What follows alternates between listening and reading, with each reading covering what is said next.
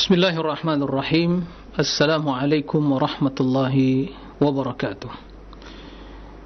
Alhamdulillahi rabbil alamin. Wassalatu wassalamu ala ashrafil anbiya'i wal mursalin, nabiyyina Muhammadin wa ala alihi wa sahbihi ajma'in wa man tabi'ahum bi ihsanin ila yaumiddin. Allahumma 'allimna ma yanfa'una wanfa'na bima 'allamtana wa zidna 'ilma. Allahumma inna nas'aluka 'ilman nafi'an wa rizqan tayyiban wa 'amalan mutaqabbala. Allahumma waffiqna likulli khairin fid dunya wal akhirah. Allahumma ihdina wa saddidna. Allahumma nas'aluka al-huda wat tuqa wal afafa wal ghina.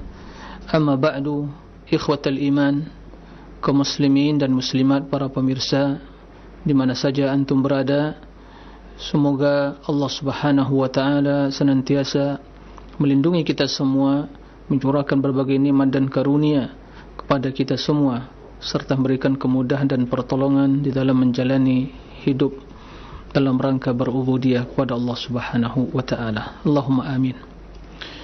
Ikhwatal iman, kaum muslimin dan muslimat, para pemirsa juga pemerhati di mana saja berada, alhamdulillah, kita panjatkan puji dan syukur kehadirat Allah Tabaraka wa taala yang senantiasa mencurahkan nikmat dan karunia-Nya pada kita semua, sehingga hari demi hari kita lewati dengan kemudahan pertolongan Allah Subhanahu wa taala. Dan sampai saat ini kita masih diberi nikmat iman dan kecintaan kepada sunnah Rasulullah sallallahu alaihi wasallam, serta semangat untuk terus membenahi diri, mengintrospeksi hati kita, mempersiapkan bekal menuju Allah Subhanahu wa taala. Alhamdulillah, segala nikmat dan karunia Allah Subhanahu wa taala. Kemudian salat dan salam untuk Nabi yang mulia, Nabi Muhammad sallallahu alaihi wasallam. Allahumma salli ala Muhammadin wa ala ali Muhammad. Ikhwatal iman, kaum muslimin dan muslimat, para pemirsa rahimakumullah. Kembali kita melanjutkan pembahasan tentang tauhid al-asma' wa sifat. Pada pembahasan sebelumnya kita telah menjelaskan di antara sifat Allah an-nuzul. Akan tapi sebelum dilanjutkan, ada beberapa hal yang perlu diperhatikan, ingin disampaikan pada kesempatan yang mulia ini. Mudah-mudahan kita senantiasa istiqamah di atas agama Allah ini dan selamat dari berbagai kebatilan dan penyimpangan. Ikhwatal iman, para rahimakumullah, musuh-musuh Allah dan musuh agama ini tidak henti-hentinya membuat makar, propaganda dengan berbagai kemasan, ya, untuk merusak agama Allah, untuk, ya, merubah ajaran Islam dengan berbagai alasan, yang kesemua hal itu sebagai bukti bahawa mereka sangat membenci apa yang menjadi aturan yang harus diikuti seorang muslim di dalam menata, menjalani hidup ini, ya, bahawa itu adalah kebaikan. Islam datang dan membawa seluruh kebaikan dengan segala kesempurnaannya, ya, dan kaum mukminin harus meyakini hal itu dan wajib meyakininya. Dan Rasul sallallahu alaihi wasallam adalah benar dalam setiap perkataannya, ya. Dan keyakinan kita bahawa siapa yang mendengar Islam ini, datang kepadanya syariat Islam, sampai kepadanya Al-Quran, dan dia tidak menerima, maka akidah kaum mukminin, akidah yang diajarkan oleh Rasul bahwa setiap yang tidak menerima ajaran Rasulullah sallallahu alaihi wasallam, maka sebagaimana kata Nabi, adalah merupakan penghuni neraka. Ini bukan klaim surga seperti yang dilakukan oleh sebagian kelompok tertentu, tidak. Ini semata-mata kita sampaikan adalah pernyataan Rasulullah sallallahu alaihi wasallam. Karena beliau yang berbicara dengan wahyu. Nah, di zaman sekarang ini prinsip-prinsip dasar ini berusaha untuk dirusak, dirubah dengan berbagai alasan, dan dengan istilah bingkai moderasi agama. Kemudian berbicara di sana orang-orang yang memiliki pemikiran-pemikiran yang ingin meliberalisasikan agama, sehingga perkara-perkara yang telah disepakati oleh kaum muslimin turun-temurun bahwa agama ini telah sempurna. Ada orang-orang yang menyatakan zaman sekarang bahwa agama ini belum sempurna. Na'udzubillah min dzalik. Ada yang mengatakan bahwa Nabi tidak pernah menyatakan dia benar, benar sendiri, klaim benar.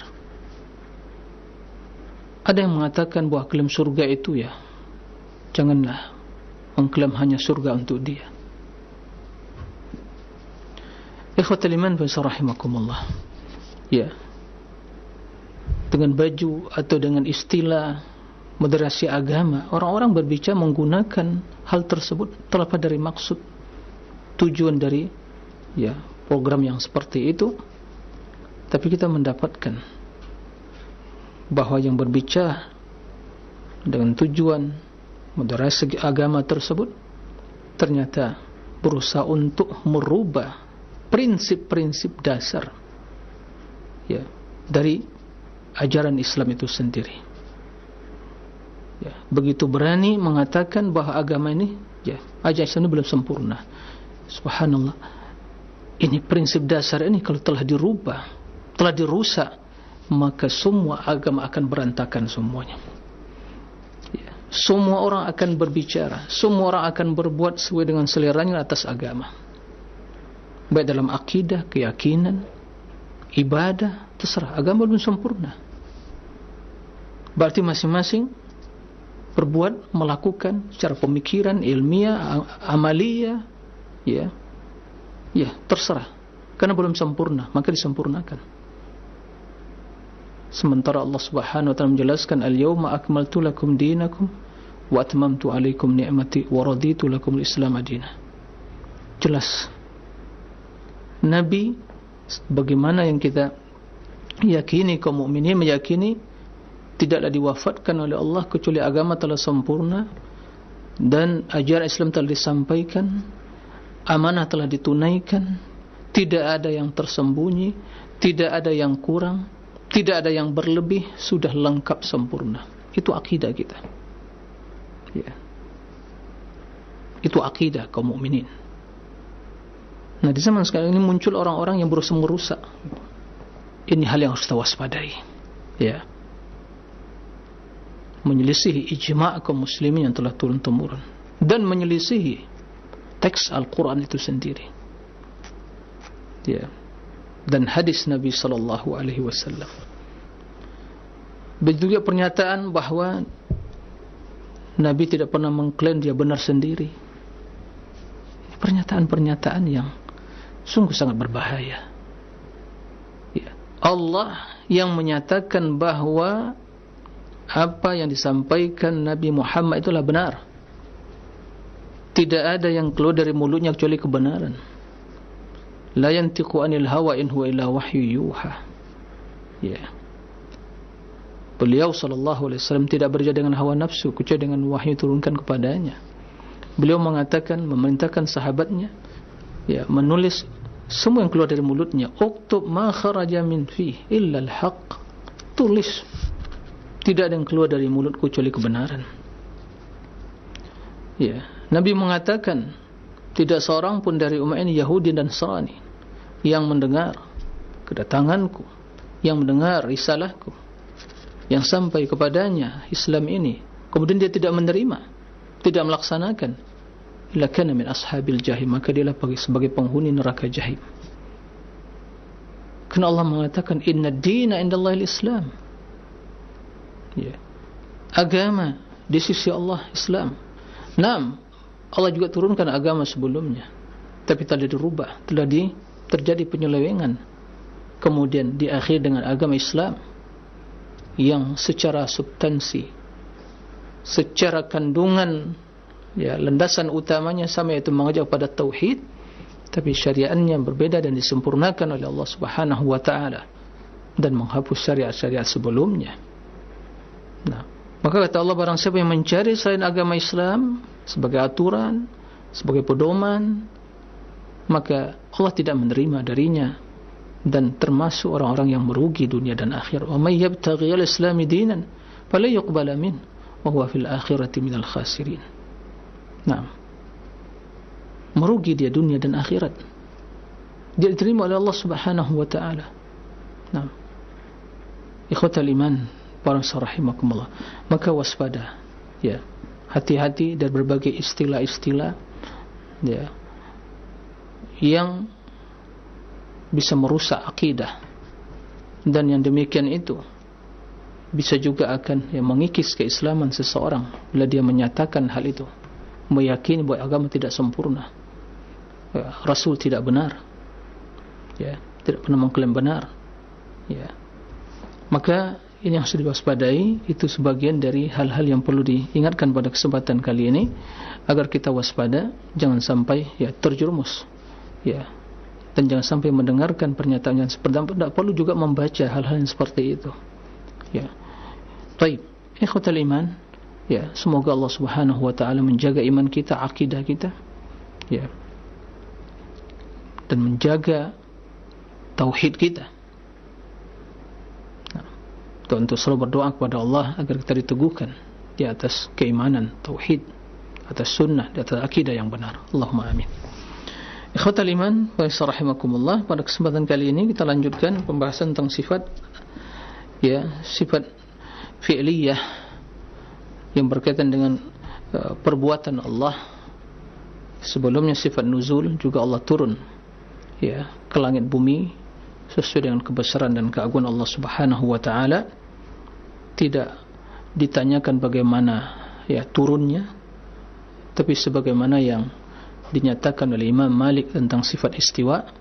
Kita katakan juga dalam sifat nuzul, turun, dan sifat-sifat yang lain, bahwa an-nuzul, turun, maklum, diketahui maknanya, wal kaifu majhul, kaifiyahnya, hakikat turunnya tidak diketahui, hanya Allah yang mengetahui. Adapun kita manusia tidak mengetahui hal itu. Kemudian, ya, beriman, mengimaninya wajib, karena Allah yang, atau Rasul sallallahu alaihi wasallam yang menyebutkan hal itu. Kemudian menanyakan tentang hal itu perbuatan yang beda, ya, karena tidak pernah ditanyakan oleh salafus saleh, yang mereka tentunya lebih berilmu tentang Allah. Mereka lebih, ya, memiliki semangat di dalam beragama. Mereka lebih kenal kepada Allah, mereka lebih mengagungkan Allah, mereka lebih mensucikan Allah. Tidak ada satu kebaikan kecuali mereka adalah orang-orang yang berada di barisan terdepan untuk melakukannya, ya, para sahabat, tabi'in dan atba'ut tabi'in. Maka barang siapa yang ingin selamat, ya, ikuti jalan mereka. Nah, ikhwatal iman, para rahimakumullah. Nah, di antara sifat Allah Subhanahu wa taala adalah al-maji wal ityan. Maji itu, ya, datang, ya, bahwa Allah Subhanahu wa taala pada hari kiamat datang untuk, ya, melakukan pengadilan, ya, faslil qada baina ibadihi, pada hari kiamat. Allah Subhanahu wa taala yang langsung, ya, melakukan hal itu pada hari kiamat. Yang demikian itu ya dijelaskan, atau sifat kedatangan Allah itu dijelaskan di dalam Al-Quran, dan juga dijelaskan di dalam hadis tentang tujuan Allah Subhanahu wa ta'ala ya, datang untuk memutuskan, melakukan pengadilan, untuk menghisab ya manusia. Ikhwatul iman, rahimakumullah. Hal yang demikian itu tentunya ya sesuai dengan kebesaran dan keagungan Allah Subhanahu wa ta'ala, sebagaimana yang telah kita sampaikan, sebagaimana yang telah kita jelaskan dan telah diulang-ulang, dan pada kesempatan kali ini terus akan diulang ya. Dengan pengulangan tadi, kebenaran itu juga akan semakin tertanam di dalam hati kita tanpa ada keraguan sedikit pun. Dan ini kita katakan dengan segala sepenuh keyakinan kita, tanpa ada keraguan sedikit pun, bahwa di antara sifat Allah Subhanahu wa ta'ala, Allah akan ya datang, al-maji wal ityan, yang terjemahan kita ya kedatangan. Kapan Allah datang? Pada hari kiamat ya. Untuk lifaslil qada, untuk melakukan ya pengadilan, menghisab ya, untuk menanya ya, mengadili para hambanya, menanyakan pada mereka tentang perbuatan dan amalan mereka. Barang siapa yang berbuat kebaikan akan dibalas dengan kebaikan, dan barang siapa yang berbuat kejahatan akan bukan kejahatan ya, kecuali bila Allah memaafkannya. Itu semua kita yakini ya. Kenapa itu kita yakini? Kenapa kita imani tanpa ada keraguan sedikit pun? Karena terdapat di dalam Al-Quran, di dalam hadis yang sahih ya, penjelasan tentang sifat tersebut. Dan ini berkaitan dengan kehendak Allah Subhanahu wa ta'ala. Nah, maka satu hal yang perlu kita terus sampaikan ya, jika ada terbesit dalam benak pikiran kita ya, penyerupaan atau tashbih, berarti Allah datang, kemudian kita mulai menghayalkan bagaimana datangnya ya, apakah pindah turun dari arasnya dengan zatnya, datang beda aras kosong, bergerak ya, pindah satu tempat ke tempat yang lain. Karena itu yang kita pahami ya, dan realita makna datang dalam kehidupan kita. Nah, makna yang seperti itu, yang ada dalam benak pikiran kita yang seperti itu yang harus kita singkirkan ya. Bagaimana menyingkirkannya, menghilangkannya? Ya, baca firman Allah, laisa kamitslihi syai',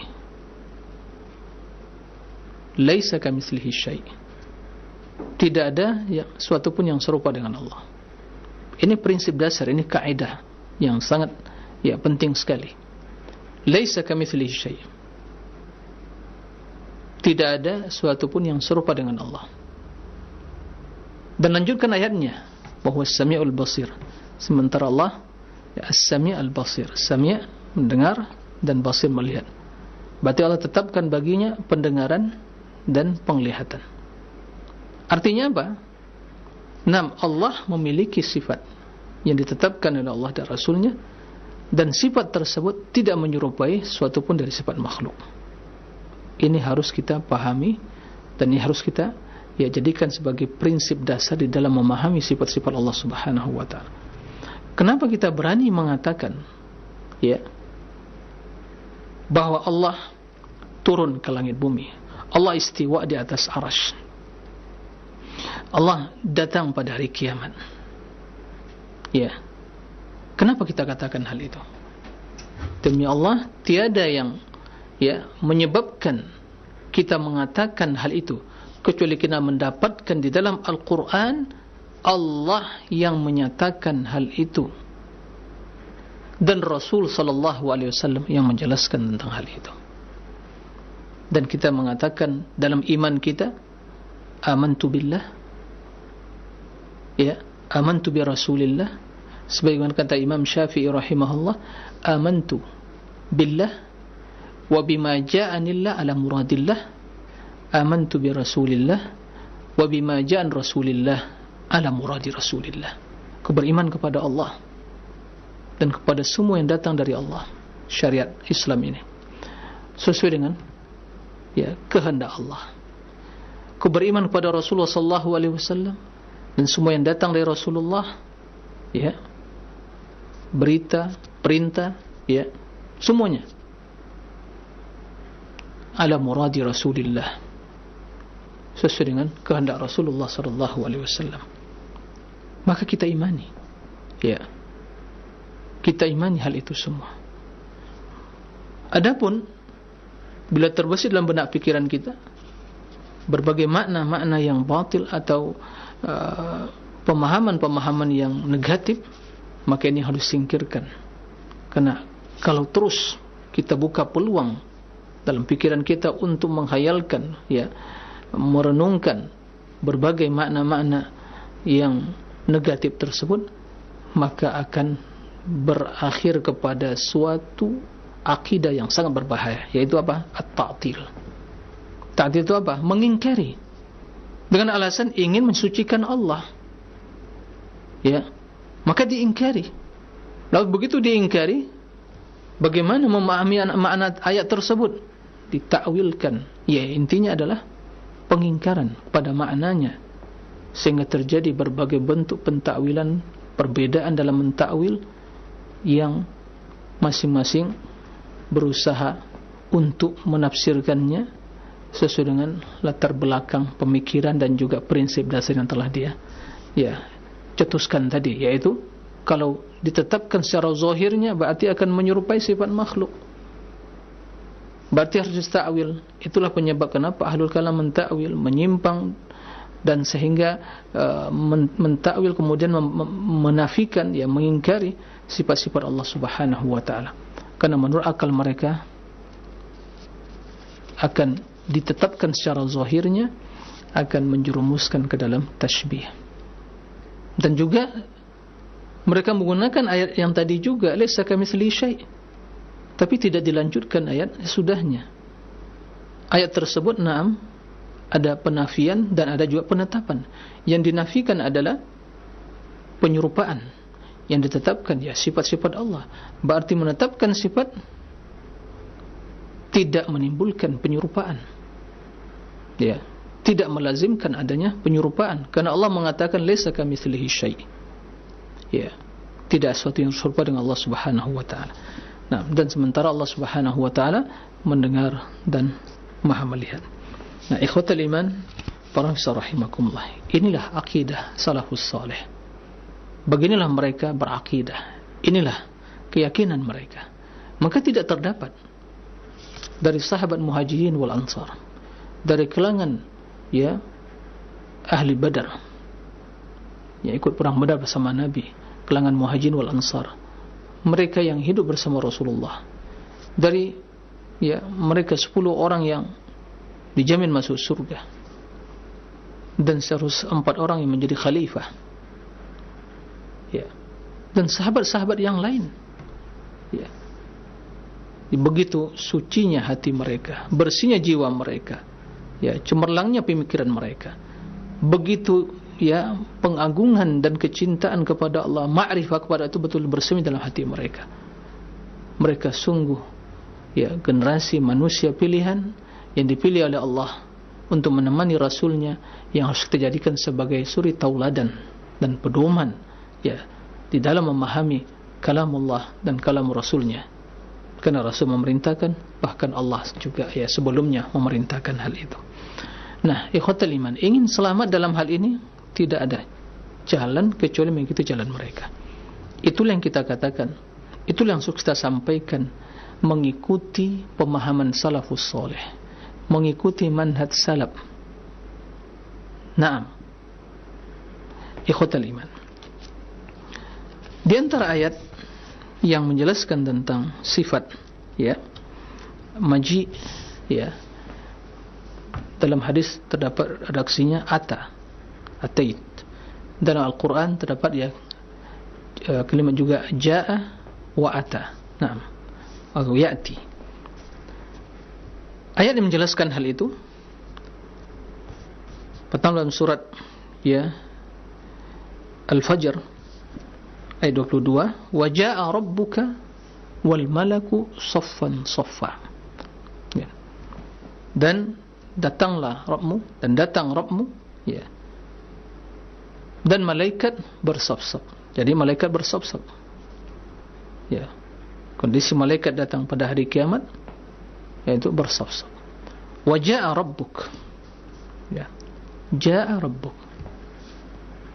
Sangat nyata sekali, jelas. Jaa dalam bahasa kita terjemahannya datang. Jaa rabbuk. Wal malaku saffan saffa. Dan begitu datang para malaikat bersaf-saf.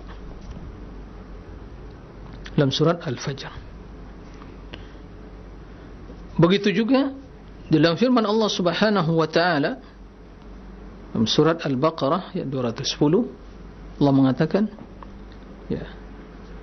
hal yanzuruna illa an ya'tiyahumullahu fi dhulalin minal ghamami wal malaikah wa qudiyal amr. Tiada yang mereka tunggu, yang mereka nanti, tiada lain yang mereka tunggu dan mereka nanti illa an ya'tiyahumullah, kecuali datang Allah kepada mereka fi dhulalin minal ghamam, di bawah naungan dari awan. Apa maksudnya? Bahwa orang-orang kafirin yang mereka melakukan perbuatan yang menyimpang dari agama Allah, atau mereka orang-orang yang kufur kepada Allah, berbuat kesyirikan, kekufuran, dan tidak beriman, tiada mereka tunggu kecuali bila datang hari kiamat, sehingga mati mereka semuanya, celaka dan binasa mereka. Maka Allah akan datang pada hari kiamat untuk mengadili mereka, memberikan kepada mereka balasan terhadap perbuatan, atau sanksi kepada mereka terhadap perbuatan atau kekufuran mereka tersebut. Jadi yang turun di sini artinya yantadirun, menunggu. Nah, maka di sini redaksinya ayatiyahum, ya'ti, ata ya'ti, artinya jaa, yaji'u, datang. Di dalam ayat lain surat Al-An'am 158, Allah Subhanahu wa taala menjelaskan, hal yanzuruna illa an ta'tiyahumul malaikah aw ya'tiya rabbuk aw ya'tiya ba'du ayati rabbik. Tiada yang mereka tunggu, yang mereka nanti, kecuali datangnya malaikat kepada mereka,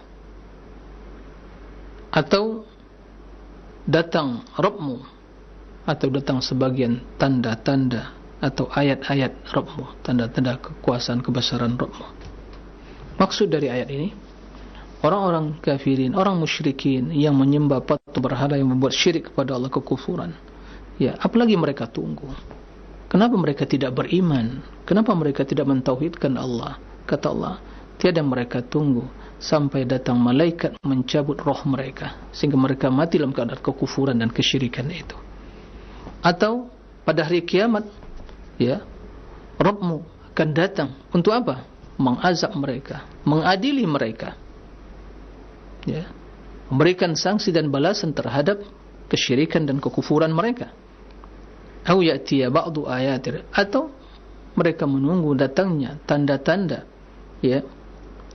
kiamat, seperti ghurubus syams min maghribiha, yaitu terbitnya matahari di belahan barat. Pada tatkala itu tidak lagi diterima taubat. Apakah itu mereka tunggu? Kenapa mereka tidak beriman? Nah, maka di dalam ayat ini Allah Subhanahu wa taala menyebutkan kedatangan malaikat untuk mencabut roh mereka, kedatangan Allah pada hari kiamat, dan datang muncul tanda-tanda kekuasaan Rabbmu, yaitu tanda-tanda kiamat, terbitnya matahari di belahan barat.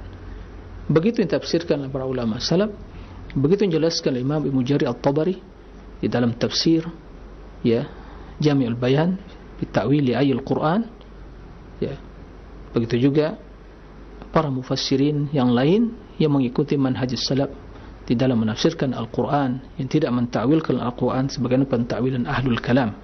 Nah, dari ketiga ayat tersebut ya memberikan atau kita menyimpulkan bahwa di antara sifat Allah Subhanahu wa ta'ala adalah al-maji atau al-ityan, yang artinya adalah datang. Nah, kemudian di dalam hadis juga terdapat penetapan ya sifat ata al-ityan ya.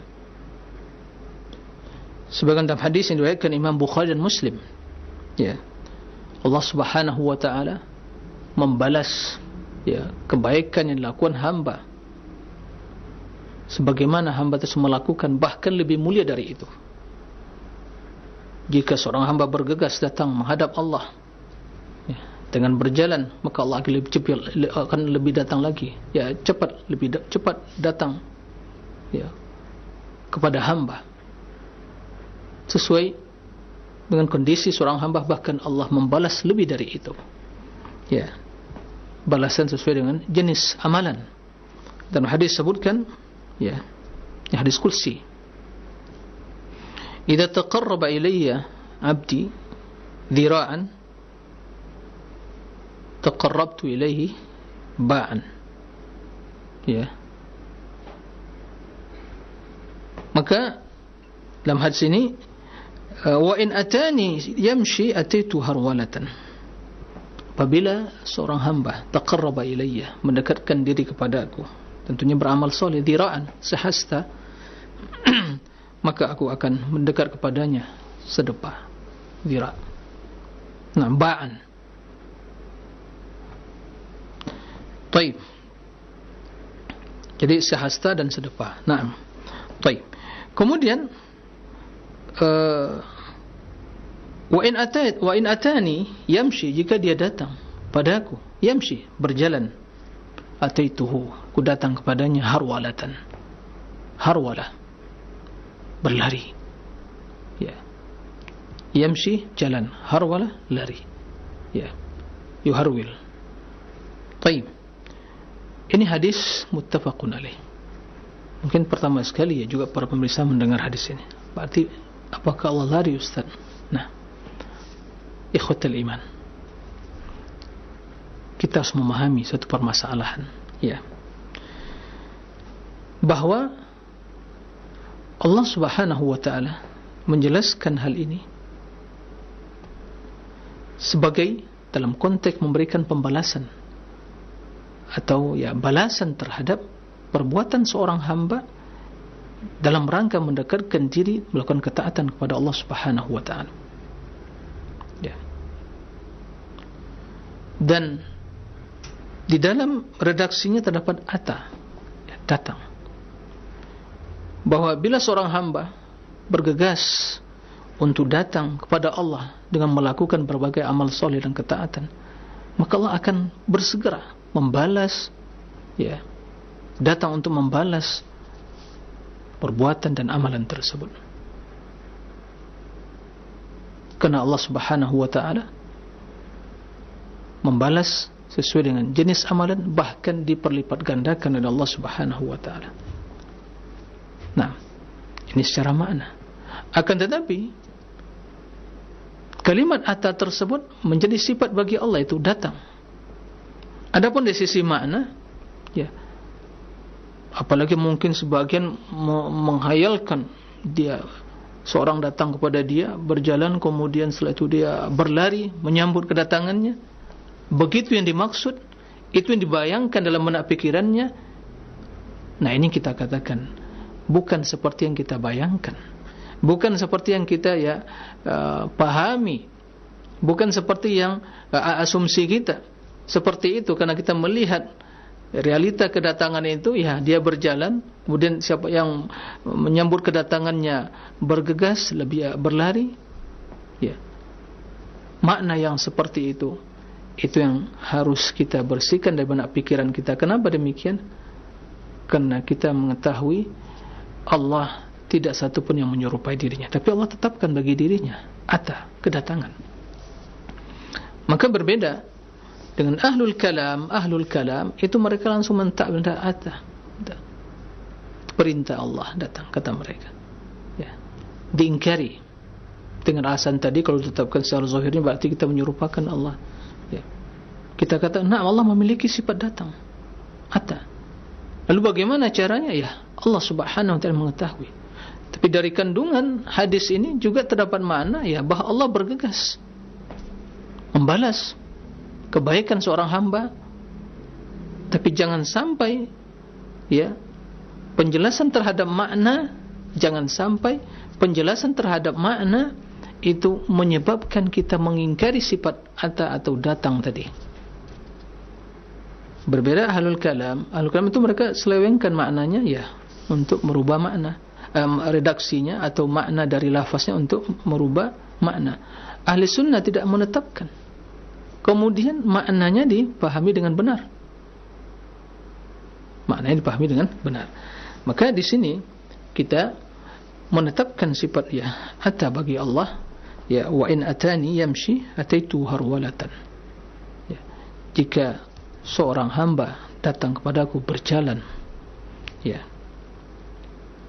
dia mungkin beribadah tapi menetap saja, tapi berjalan, dia datang menuju Allah, datang perintah Allah, ya, dia laksanakan, bergegas untuk melakukannya, ya, berusaha untuk melakukannya, maka Allah akan lebih segera datang kepadanya dengan membalas kebaikan, ya, memperlipat gandakan dengan balasan yang lebih utama. Nah, ini dalam hadis sahih Bukhari dan Muslim. Di dalam hadis Abi Sa'id Al-Khudri tadi, hadis Abi Hurairah, ya, pada hari kiamat Allah, ya, disebutkan Nabi SAW, fayatihimul jabbar fi suratihi allati fi surati ghairi surati allati ra'awhu fiha awwala marrah wa yaqulu ana rabbukum. Hadis Bukhari dan Muslim.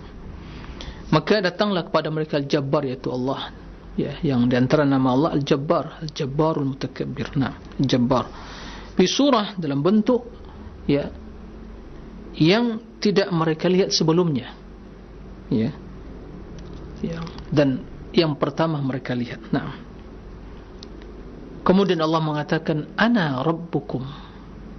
Ini sabda Nabi SAW sebagian menjelaskan, ya, Allah mengatakan ana rabbukum, akulah Rabb kalian. Nah, jadi Allah datang, ya'ti. Bagaimana datangnya? Ya, ini tidak boleh ditanyakan.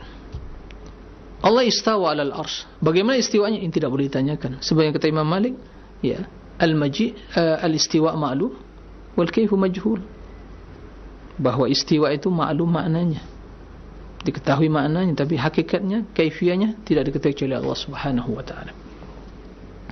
Dan kita katakan juga dalam sifat ini dan sifat-sifat yang lain seperti nuzul, turun, maji', begitu juga al-maji' ma'lum dalam bahasa Arab, ya.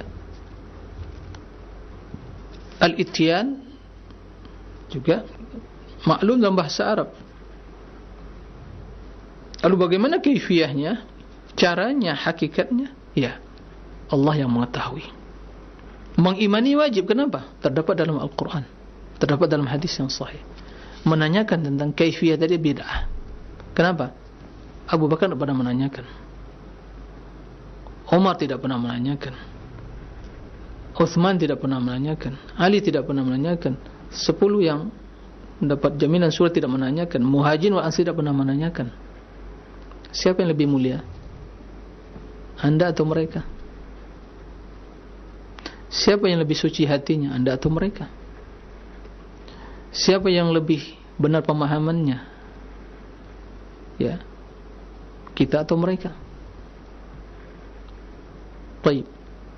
Siapa yang mendapat rekomendasi Rasulullah SAW? Mereka adalah, ya, orang yang terbaik. Sementara kita, siapa yang merekomendasikan? Tidak ada. Nah, maka dalam hal ini jalan yang selamat, ya, kita serahkan hakikatnya kepada Allah Subhanahu wa taala. Ya, cukup sampai di situ. Ini jalan yang selamat. Tapi mereka yasa memikirkan bagaimana ya, kalau datang berarti berjalan pindah. Allah Maha Tinggi. Nah, mulai masuk berbagai pemikiran-pemikiran dan bisikan-bisikan syaitan, ya, masuk ke akal pikiran kita. Nah, tidak perlu ditakwil, karena jelas. Ada yang mentakwil, katanya wajah, yaitu amru rabbik, perintah Rabbmu. Jadi bukan Allah yang datang, perintahnya yang datang. Ya, wajah, kata mereka, wajah rabbuka wal malaku saffan saffa, maka datang perintah Rabbmu dan para malaikat, ya, datang bersaf-saf. Nah, akan tapi sebelum jawab apakah benar pentakwilan seperti itu, saya ingin menukil perkataan Imam Abul Hasan Al-Asy'ari yang kaum Asy'ariyah menisbatkan diri pada beliau. Ya. Di dalam kitab beliau Risalah ila Ahli Tsaghar, kitab yang beliau tulis dikirim pada Ahli Tsaghar, penduduk Tsaghar. Ya. Itu beliau mengatakan dalam kitab tersebut bahwa disebutkan dalam kitab itu ya konsensus ahli sunnah dalam perkara-perkara teologi, yaitu akidah. Di antara yang beliau sebutkan, wa ajma'u, ya ahli sunnah sepakat, annahu azza wa jalla, bahwa Allah azza wa jalla yaji'u yawmal qiyamah wal malaku saffan saffa. Allah datang pada hari kiamat dan para malaikat juga datang secara bersaf-saf. Ini Imam Abul Hasan Asy'ari yang mengatakan. Dan itu pula yang ya dikatakan oleh para ulama salaf, ya, sebelum Abul Hasan Asy'ari, dan juga yang ya sesudah Abul Hasan Asy'ari, ulama-ulama ahli sunnah yang mengikuti ya akidah Rasulullah, para sahabat yang selamat dari akidah kaum ahlul kalam, kaum Jahmiyah. Baik. Lalu perintah Allah apakah benar ditakwilkan? Benar pentakwilan ja'a rabbuk wal malaku saffan saffa. Datang Rabb, perintah Rabbmu. Baik, perintah Rabbmu. Bagaimana kita ya menyikapi ayat yang tadi dalam surat Al-An'am Allah sebutkan di situ 3 kedatangan. Datang para malaikat mencabut roh mereka, datang Allah, kemudian datang ya perintah Allah, yaitu yang berupa ya sebagian tanda-tanda kekuasaan, itu tanda-tanda kiamat. Disebutkan 3 secara bersamaan. Dan juga diungkap dengan kalimat ata. Ya, kalau tadi ja'a rabbuk, ja'a kedatangan juga, ata juga bermakna kedatangan. Dalam surah Al-An'am disebutkan hal yanzuruna illa an ta'tiyahumul malaikah. Ya, tiada yang mereka nanti-nanti, yaitu kaum musyrikin, orang yang berbuat kesyirikan, kekufuran, mereka juga tidak mau beriman kecuali datang malaikat untuk mencabut roh mereka, atau datang Rabb itu pada hari kiamat. Ya, begitu mereka binasa, kemudian datang kiamat, akan dibangkitkan, kemudian akan datang Allah untuk mengadili mereka. Ya, au ya'tiya ba'du ayati, atau datang sebagian jadi tanda-tanda kebesaran Rabbmu. Ini merupakan perintah Allah, urusan atau amr, perintah dari Allah Subhanahu wa taala, sehingga muncul matahari di belahan barat. Apakah itu mereka tunggu? Nah, maka di sini bagaimana pentakwilannya? Apakah mungkin ja'a rabbuk, ja'a amru rabbik, berarti diulang-ulang begitu ya? Ja'a amru rabbik, kemudian ja'a ba'du ayati rabbik. Maka jelas ya, firman Allah tentu ya tidak seperti yang demikian. Taib. Lalu juga kita bertanya pada ahlul kalam yang mengingkari sifat kedatangan tersebut. Nah, maka kita bertanya, dari mana datang perintah Allah? Jika yang datang perintah Allah, dari mana datang perintah Allah? Jika jawabannya ya datang dari Allah, perintah Allah datang dari Allah, betul, perintah Allah datang dari Allah. Ya, taib. Tapi ada pertanyaan yang lain yang harus dijawab. Di mana Allah? Perintah Allah datang dari Allah. Kita tanyakan, di mana Allah? Ahlul kalam sepakat kata mereka, enggak boleh ditanyakan di mana Allah. Ingin lari dari mengingkari, ingin lari dari menetapkan sifat, ya, apa? Sifat ketinggian Allah, sifat keberadaan Allah. Ya.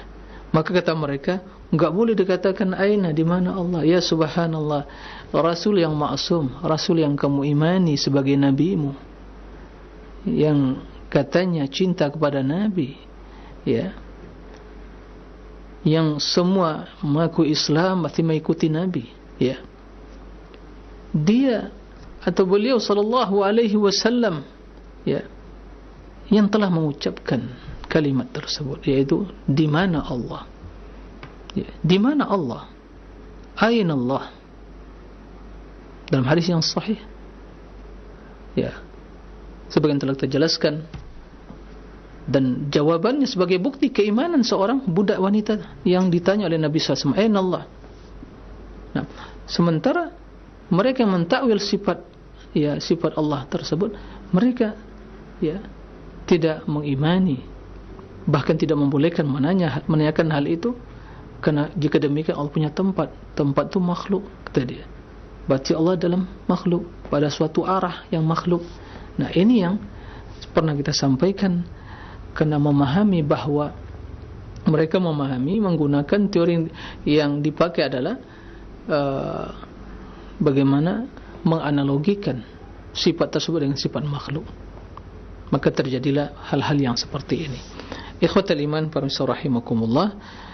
Akan tapi ya, ahli sunnati wal jamaah, sebagaimana yang merupakan akidah mereka, mereka meyakini, mengimani bahawa Allah Subhanahu wa taala memiliki sifat al-maji, karena Allah yang menyebutkan dalam Al-Quran, begitu juga Nabi sallallahu alaihi wasallam.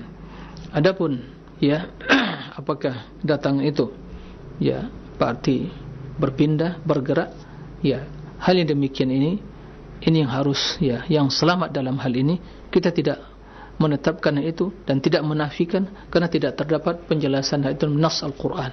Maka, ya, kendati muncul pertanyaan yang seperti itu di sebagian para ulama, tapi yang selamat dalam hal ini sebagian dijelaskan oleh para ulama, ya, seperti Imam Ibn Qayyim dan yang lainnya, yang selamat di dalam memahami, menyikapi apakah kedatangan itu dia berpindah atau bergerak, ya, maka kita katakan Allah datang, cukup, tanpa ditanyakan apakah datang, bergerak, apakah dengan zatnya atau mungkin tanpa zatnya, ya, apakah turun dari arasnya, ya, semua hal itu tidak terdapat dalam nas. Maka yang selamat dalam hal ini adalah kita tetapkan kedatangan Allah, ya, tapi kita tidak mempertanyakan bagaimana datangnya, ya, dan mengatakan ungkapan-ungkapan pernyataan atau redaksi-redaksi ungkapan-ungkapan yang tidak terdapat di dalam Al-Quran dan hadis tadi. Jadi sebagaimana menjelaskan oleh para ulama, ya, ijra'uha kama wardat, menetapkan sebagaimana datangnya, sebagaimana tertera, sebagaimana terdapat di dalam nas-nas tersebut. Ini jalan yang selamat. Kenapa demikian? Karena kita tidak bisa mengetahui hakikatnya. Naam, wala yuhituna bihi ilma. Ya, tidak akan mungkin ilmu mereka bisa meliputi tentang hal itu. Tapi kita mendapatkan dalam Al-Quran Allah datang. Bahkan dalam hadis juga seperti itu. Hadisnya sahih, Bukhari dan Muslim meriwayatkan. Dan Rasul yang mengatakan, mustahil Rasul berdusta, mustahil. Beliau mengatakan yang benar. Maka kewajiban kita adalah mengimani sebagai bentuk, ya, keimanan kita atau konsekuensi iman kepada Allah, kepada Rasulnya. Ya, itu yang selamat. Hanya sampai batas itu saja yang diperbolehkan. Selebihnya, ya, jangan dibuka peluang untuk merekayasa, untuk menganalogikan, untuk melogikakan, untuk, ya, mengkias-kiaskan dan seterusnya. Karena demikian itu akan berujung kepada apa? Pentakwilan yang intinya lah pentaktilan, yaitu penafian dan pengingkaran. Semoga kita diselamatkan dari berbagai pemahaman-pemahaman yang menyimpang dan akidah-akidah yang batil. Semoga kita diteguhkan di atas akidah Ahlussunnati wal Jamaah. Nah, wallahu a'lam. Demikian. Ustaz, barakallahu fikum, jazakallahu khairan. Terima kasih atas keluangan waktu dan ilmu yang telah Ustaz sampaikan di kesempatan Jumat pagi hari ini dari pembahasan akidah asma wa sifat. Semoga Allah senantiasa melimpahkan rahmat dan keberkahan bagi kita semuanya. Dan selanjutnya bagi Anda yang memperdalam materi dengan bertanya seputar pembahasan, silahkan di 0218236543 atau melalui pesan singkat yang Anda kirimkan di 0819896543. Silahkan, kami harapkan pertanyaan Anda berkesesuaian dengan pembahasan kali ini. Kami buka untuk penelpon yang pertama di 0218236543. Halo. Assalamualaikum. Waalaikumsalam warahmatullahi wabarakatuh. Dengan siapa, Pak? Dengan Pak Gabe. Pak Gabe. Di mana? Di Sibolga, Sumut, Pak. Silakan, Bapak, pertanyaannya. Ini Pak, mengenai Ahlus Sunnah wal Jamaah ini, Ustaz, ya kan? Kita kan belum mengerti ini apa ini Ahlus Sunnah wal Jamaah. Mohon dulu Ustaz pencerahan bagi kita. Terima kasih Ustaz. Assalamualaikum warahmatullahi wabarakatuh. Waalaikumsalam warahmatullahi wabarakatuh. Silakan Ustaz. Waalaikumsalam. Baik, terima kasih kepada Pak Gade atau ya di Sibolga, Sumatera Utara. Barakallahu fiik atas pertanyaannya. Jadi ingin penjelasan tentang hakikat ahli sunnati wal jamaah. Ikhwatal iman, kaum muslimin dan secara khusus Bapak yang bertanya, barakallahu fiik, semoga Allah membukakan pintu hati kita untuk mendengar, membuka telinga kita untuk bisa mendengar kebenaran dan membuka pintu hati kita untuk menerimanya. Tidak diragukan bahwa di antara nama pengikut Rasulullah sallallahu alaihi wasallam, golongan yang selamat adalah ahlus sunnah wal jamaah. Golongan yang selamat yang dimaksud adalah sebagaimana kata Nabi sallallahu alaihi wasallam, akan muncul berbagai perpecahan, iftiraq di kalangan umat ini sampai kepada 73 golongan. Kemudian yang selamat kata Nabi hanya satu, firqatun najiyah. Itu yang kita maksud, golongan yang selamat. Golongan yang selamat. Kenapa selamat? Karena mereka yang berpegang teguh dengan kebenaran. Nah, maka dinamakan firqatun najiyah, kelompok yang selamat. Sebenarnya mereka tidak mengelompokkan diri, tapi tatkala sekte-sekte itu melakukan penyimpangan, maka mereka yang membuat kelompok sesuai dengan pemahaman dan pemikirannya, sehingga menyimpang dari yang selamat tadi.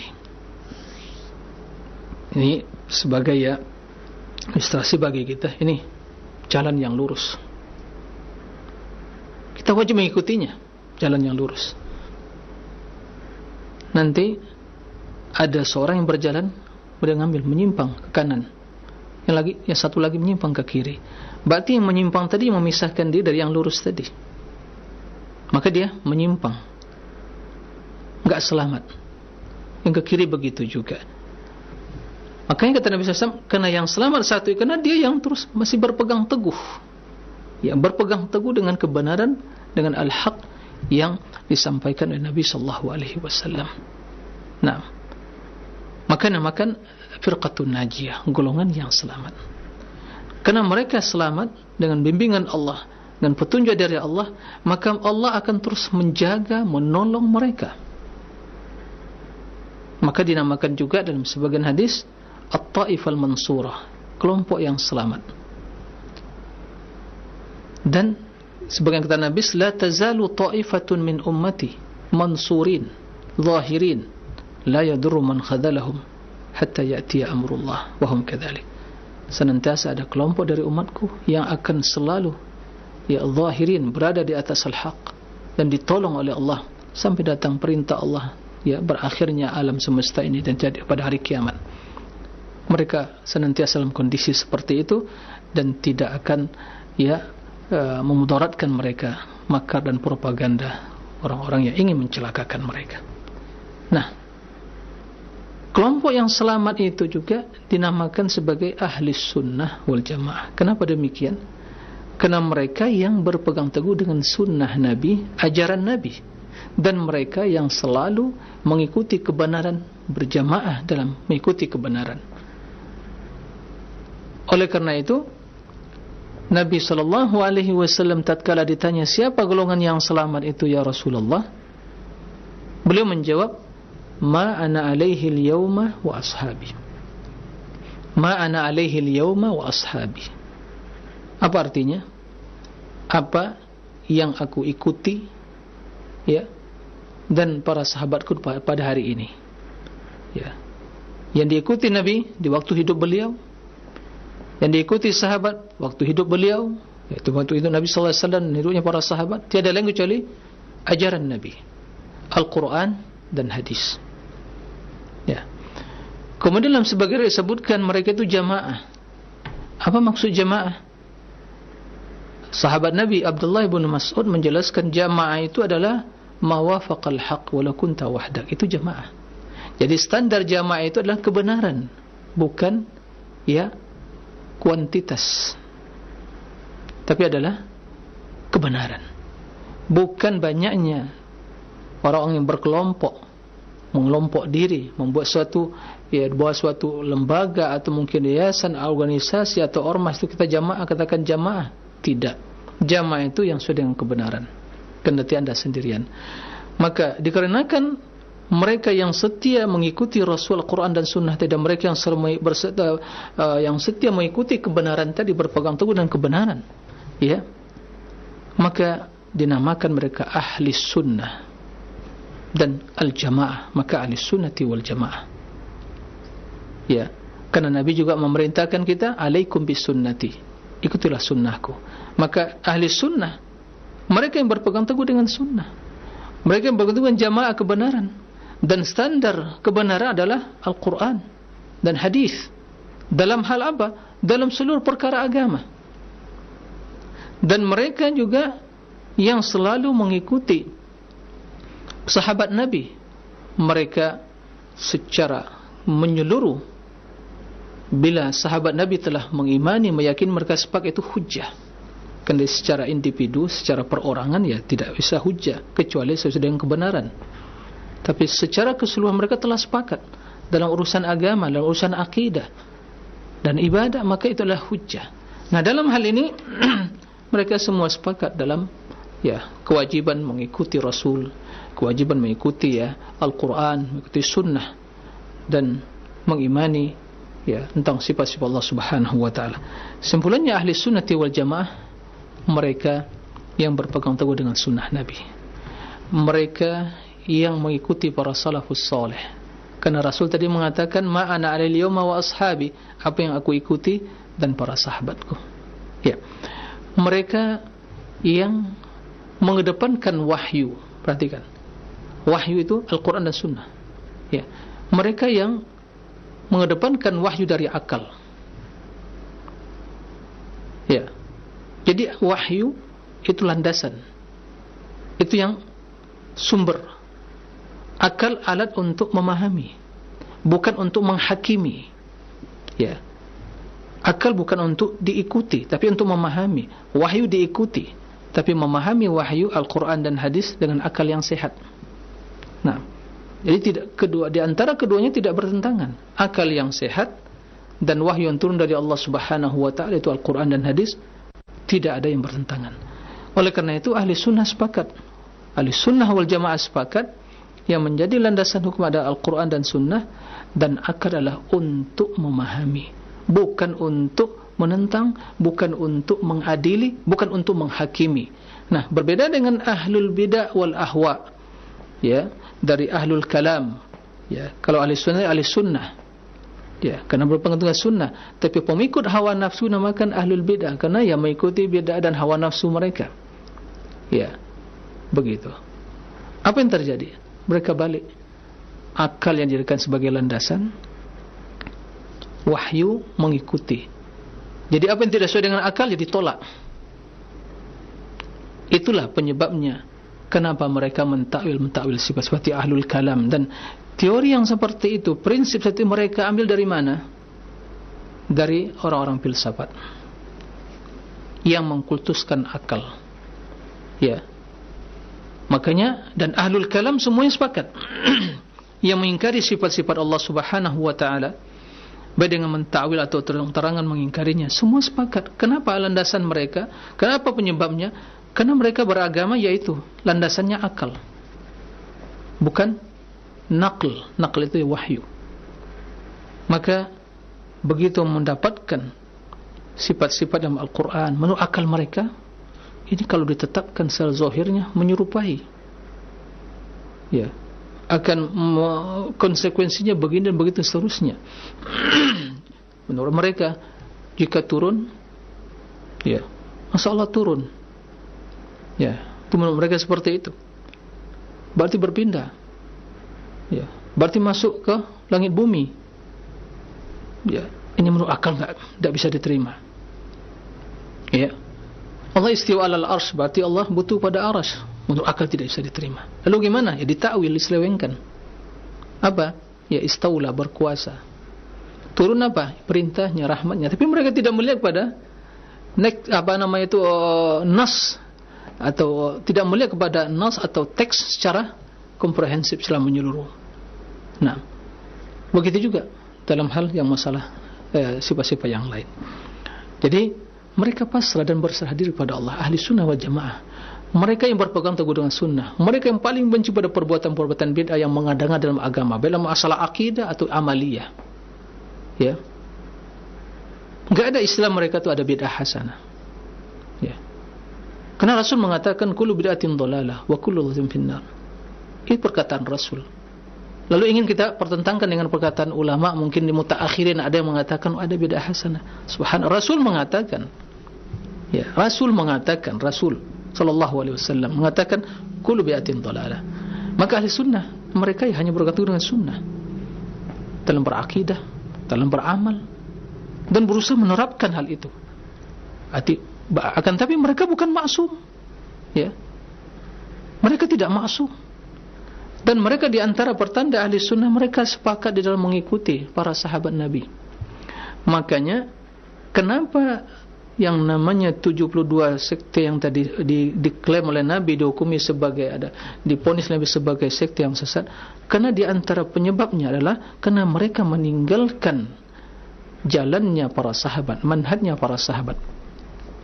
Maka ahli sunnah wal jamaah, ini makan ahli sunnah wal jamaah, mereka yang mengikuti dan para sahabatnya, itulah salafus soleh dan generasi tabi'in, atba'ut tabi'in. Nah, jadi itu secara umum tentang ahli sunnah wal jamaah. Jadi nama ini ya nama yang mulia, tapi sangat disayangkan ada yang sebagian mengklaim, ya, atau ahli sunnah, dan menafikan ini dari yang lainnya, dan berbagai tuduhan ini tidak benar. Siapa yang bahagia dengan istilah dan nama ini adalah orang-orang yang betul berpegang teguh dengan Al-Quran dan Sunnah, bukan yang, ya, doyan kepada perbuatan-perbuatan yang menyimpang dari hadis Nabi, mengada-ngada, atau lebih, ya, doyan untuk melakukan, hanya menghidupkan sebuah tradisi, budaya dan seterusnya, tidak, ya. Tapi ahli sunnah berpegang teguh dengan sunnah, mengajak umat untuk kembali kepada Al-Quran dan Sunnah, mengikuti para salafus soleh. Cukuplah bagi kita mengamalkan agama ini. Kaum muslimin, apa yang kita inginkan dari amalan dan akidah kita? Tidakkah cukupnya dalam Al-Quran dan hadis? Kenapa ditambah-tambah? Kenapa harus juga, ya, ikuti mungkin kenapa harus tambah dengan mungkin sipulan pemahaman seperti ini? Kenapa ada fanatisme kepada kelompok-kelompok tertentu? Kenapa?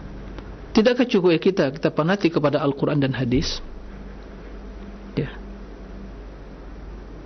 Itu yang menjadi standar. Itu menjadi, ya, nomor satu bagi kita semua. Oleh karena itu, tujuan kita adalah mari kita kembali kepada Al-Quran dan hadis. Ya, bukan sekedar sebuah nama, tapi realita dan fakta. Ini yang harus, ya, kita bersungguh-sungguh. Ini yang harus kita sampaikan. Ini yang kita ingin mengajak umat untuk kembali seperti itu. Nah, itulah hakikat dari ahli sunnah. Maka barang siapa yang dibimbing oleh Allah untuk berjalan di atas sunnah, mengenal sunnah dengan sesungguhnya, ya, itu dia telah bahagia. Jadi harus dipahami dengan benar istilah sunnah, karena ya mohon maaf apakah benar istilah yang saya sampaikan bahwa istilah sunnah itu sering dibajak gitu ya. Pembajakan terhadap istilah sunnah, pada itu nama yang mulia.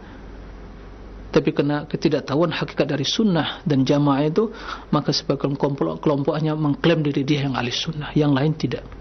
Ya, ini tidak benar. Ya, ahli sunnah tidak mengenal kelompok tertentu. Ingat, ahli sunnah tidak mengenal ormas tertentu. Ahli sunnah tidak mengenal jamaah tertentu. Ahli sunnah, setiap mereka yang berpegang teguh dengan sunnah, Al-Quran dan hadis, mengikuti salafus mereka ahli sunnah. Kenapa mereka tidak berkelompok? Nanti mereka tidak punya ormas, nanti mereka tidak punya organisasi, tapi mereka yang berpegang teguh dengan Al-Quran, dengan sunnah, ya, akidah mereka dilandasi di Al-Quran, ibadah mereka dilandasi Al-Quran dan sunnah, ya, bermuamalah, itulah ahli sunnah.